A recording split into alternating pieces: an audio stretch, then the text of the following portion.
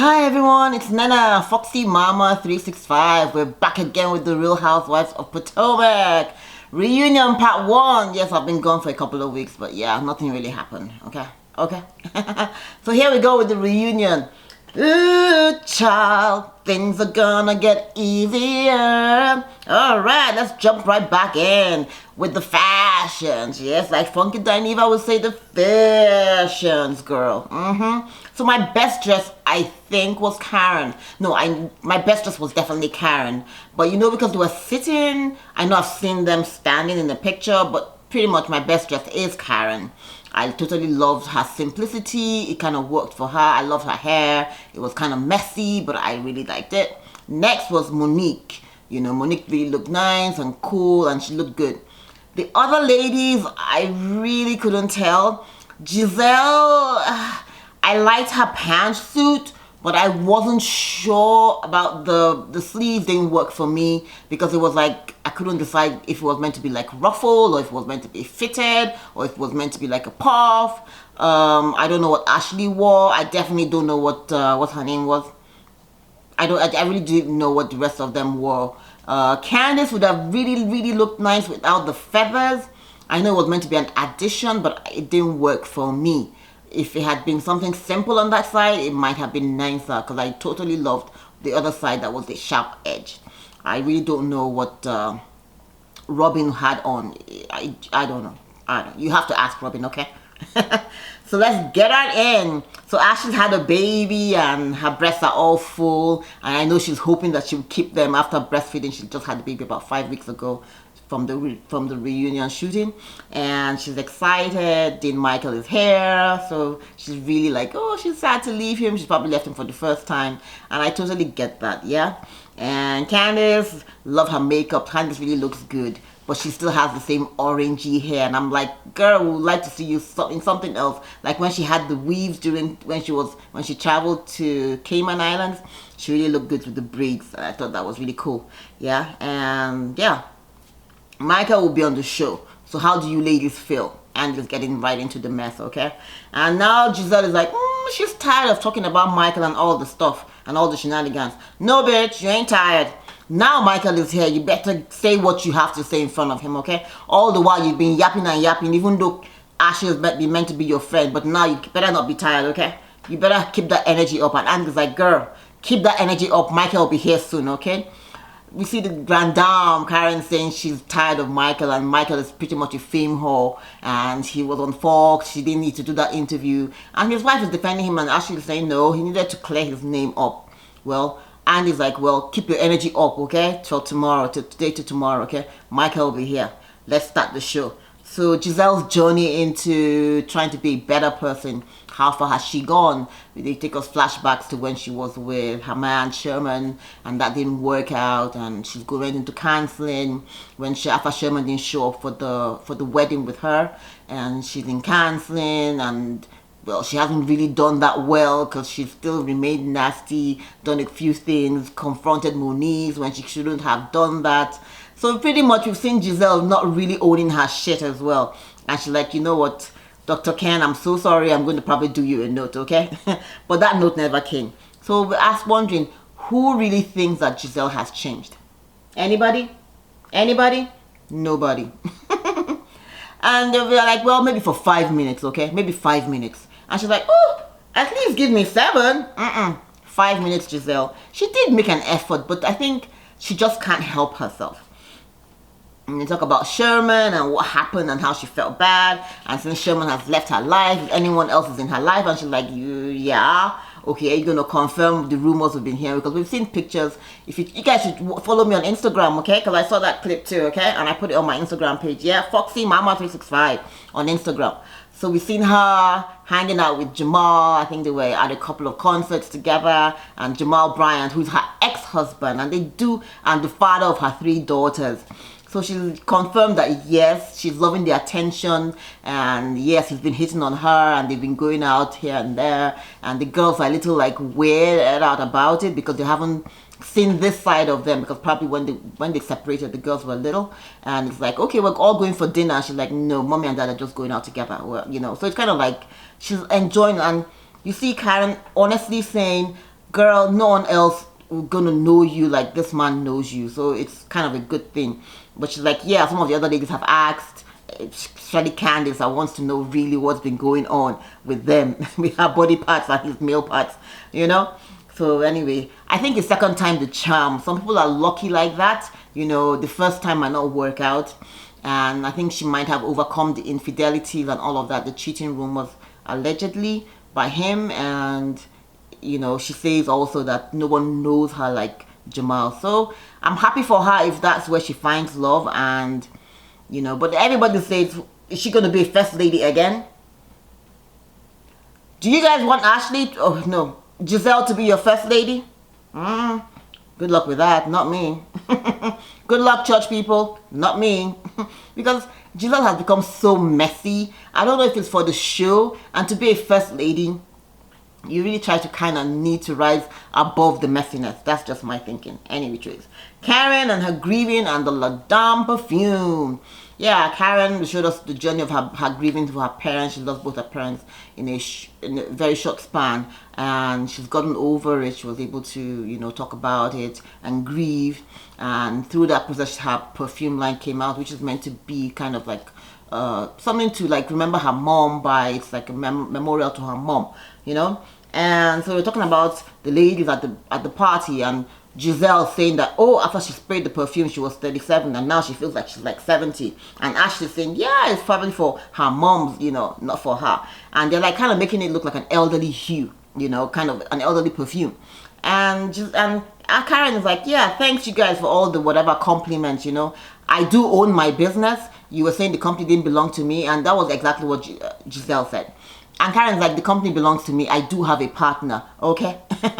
Thanks, but I am the face, yeah, of my perfume. So thank you for all the compliments and pushing me on, you know. And they're like, and Giselle's trying to backpedal and pussy pop as is her usual. She's like, no, she didn't make fun of Karen. Giselle, own your shit.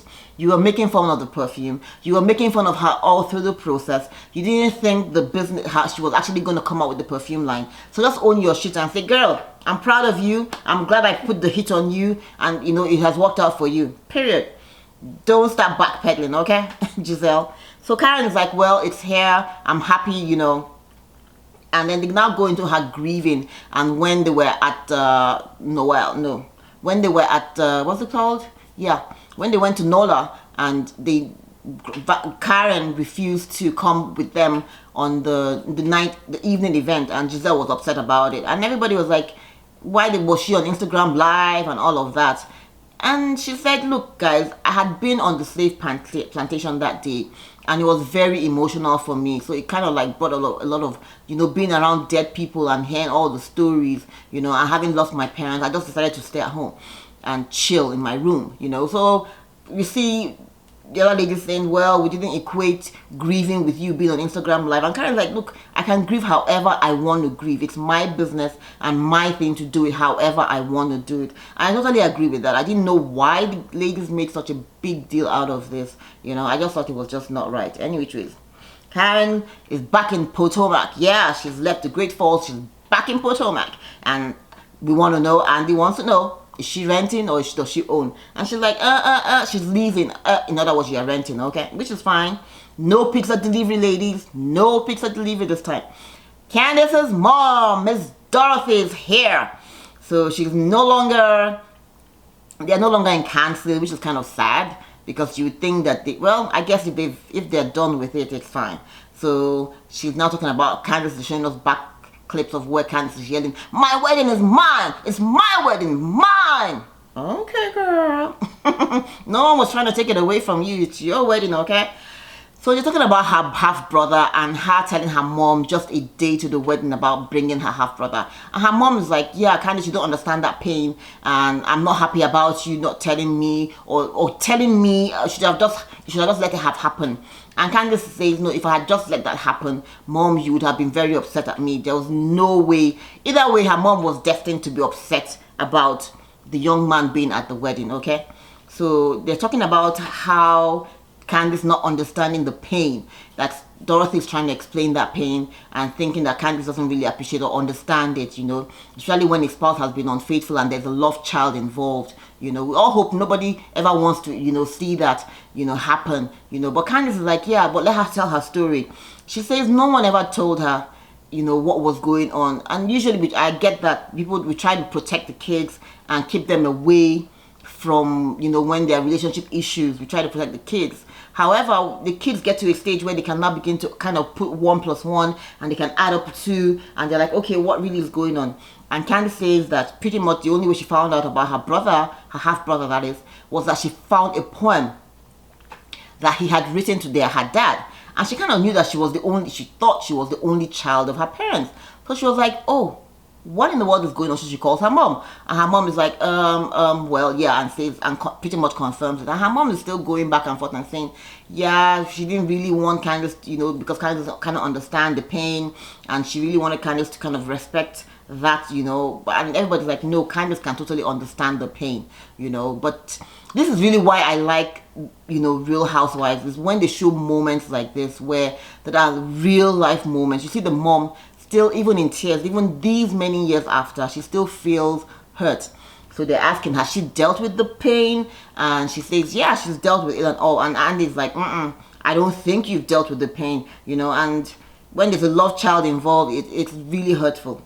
So any which ways, Karen jumps in and says, well, she hopes that they can both dig deep and, you know, figure it out and move forward. Now, the purse hitting event. Now, this was so hilarious.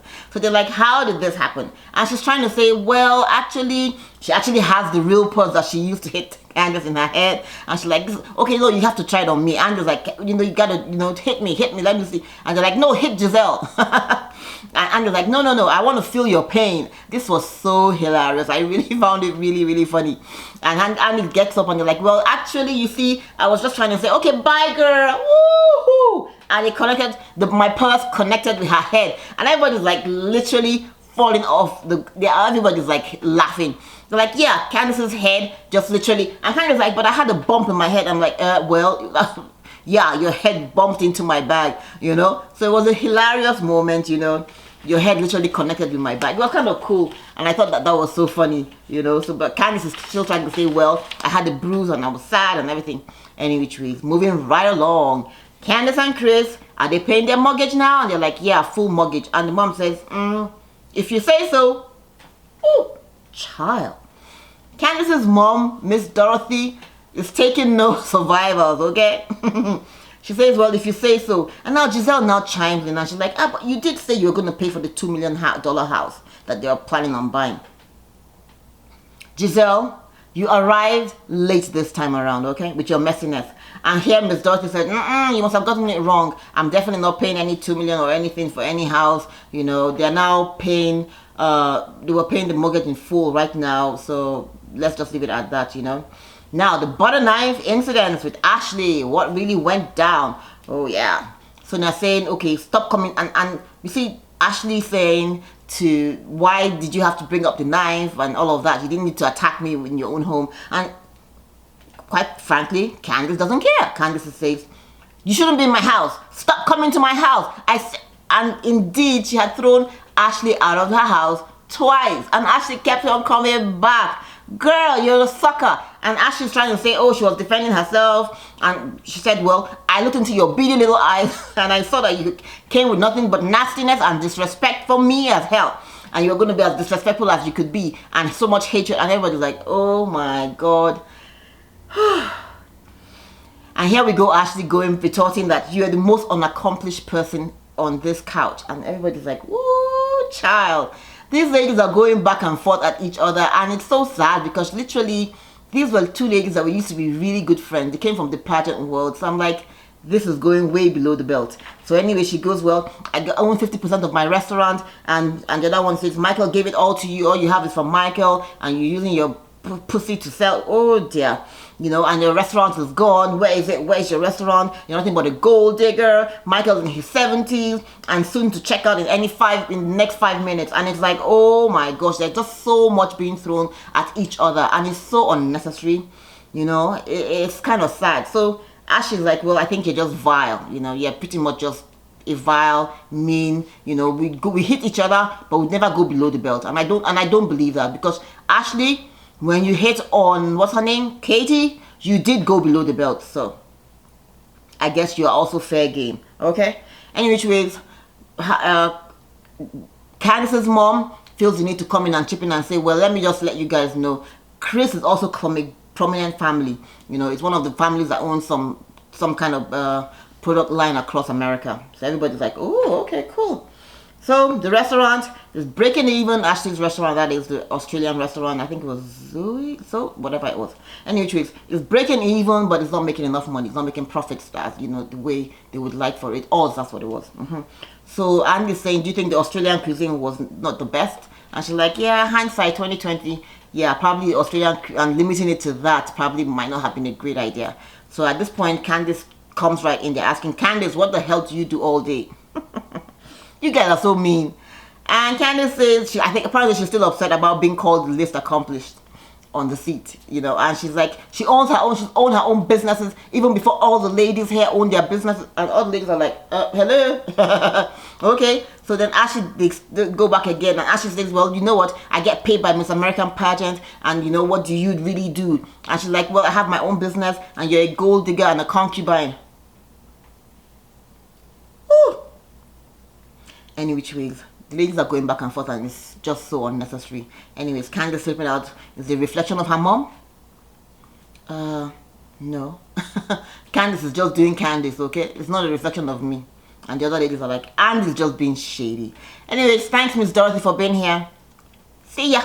Next, picking on Ashley and her pregnancy. Now, Ashley is looking like she's probably going through some kind of postpartum depression, and she's talking about just sometimes just for crying for no reason after she's had the baby. The baby's obviously with her mom at the moment, and yeah, it's just kind of sad. And then talk about the wig, which was a cheerful moment. Ashley had this horrible wig on during one of her confessionals. Ooh, what do I have on? Anyway, they're like, well, that wig should be burnt, okay? She said, yeah, she did give it to her mom, and yeah, it needs to be burnt. And they talk about her dad, her going to look for her dad, and how that panned out, you know. And she's like, yeah, she's forgiven her dad, she's moved on, he's dealing with his own demons, and she's moving on with her life. Is Michael a reflection of your dad? Is that why you like Michael? And she's like, yeah, Michael is a very nice, caring person, and that, yeah, she's very happy she has him in her life. How come he turned around and decided to have this baby and all of that? And she's like, well, you know, he's learning, and they're pretty much getting into a better place after they went through a separation, you know. And then she's like, yeah, hamster face Candice, take note. And then she talks about the miscarriage, and then of course they're going back and forth again, and they're trying to blame the miscarriage quote on Giselle, and Giselle's like, don't get me involved, you guys are talking about the miscarriage. And everybody's like, why the hell stay in your struggle? Why the hell is Candice so invested in Ashley, and Ashley's trying to have a baby? You know, it doesn't make any which ways. We're going into the prenup, yeah, with Michael. And apparently, I remember Ashley saying that for every year or so, she might get 1 million if you don't break up before 5 years. That was what she said. And she's trying to backpedal now, or maybe she probably doesn't know what is in her prenup. But anyways, after 5 years, she gets half, 50% of what Michael owns. And like Giselle said, she slid that baby in there just before the halfway point. And then you see Robin saying, yes, girl, you're securing that check. Whoop, whoop. So Candice is refusing to apologize, because now they're saying, now that she's had the baby, you've seen her go through everything, do you now apologize for your comments and all of that online, in which you were trying to say that, you know, she wasn't really trying to get pregnant? And of course, here we go again. We see Candice not apologizing and says, yeah, at that point, she really had doubts about her intentions because of all the corona she was drinking. Candice, you sound stupid right about now. The girl has had a baby. So she really intended to get pregnant. No one is just going to try, no one is going to keep trying to get pregnant just for the sake, or go through a miscarriage just to entertain people. Come on, girl. You sound really ridiculous at this point. Just say, okay, I'm sorry, I'm happy for you, and just keep it pushing. But instead, Candice is still boring down the hole. And she's like, nope. She doesn't believe it. And at that point, and everybody's like, girl, she's had the baby. You know, she had, Candice, own your mistake and just keep it pushing. The rainbow party. So Candice is going like, oh, it looks like everybody's trying to attack her and come for Candice, so she really doesn't want to talk about that any which ways. But then they're talking about, Andy's asking, why were you so pained or upset about Ashley speaking and Michael crying at the rainbow party, at Monique's rainbow party? And she's saying, well, you know, it's just for more for attention. And you're like, wait, hold on, that doesn't make sense. You think they were just talking just to get attention? And she's like, yeah. And then they throw in the question of, well, you see, someone says, but what do the other ladies think now that the footage came out that even at the rainbow party, Michael was still allegedly groping at another man's behind? And she's like, well, ladies can answer that pretty much, you know. Does anyone think that that is kind of weird? So Ashley's trying to say, or Candice is trying to say that, yeah, that was what was weird. That after a few minutes after you were crying and all of that, now you're out there groping and all of that. So anyway, and then ladies are now going back at it again. You are just nasty and you should just be quiet. Be still and be quiet, okay? You just be, and they're like, no, that's just below the belt. You're very vile. How can you say that kind of stuff? I'm tired. I'm exhausted, okay? And I'm not even on the couch with the ladies. Anyways, Michael is coming in and the ladies are still going back and forth. That is Candice and Ashley are going back and forth about Michael and the groping incident, and Michael is stepping up. And at this point, Michael actually gets to the top and he's like looking down at the ladies and he's like, dun dun dun dun, bum bum bum bum. Anyway, that's where it ends for this week. So next week we're going to see what's going to happen. Did he really grope? What really happened? And what really is the truth with the groping incidents? So thanks for watching, ladies. Be sure to be sure to share, be sure to like, and be sure to subscribe. Foxy Mama 365.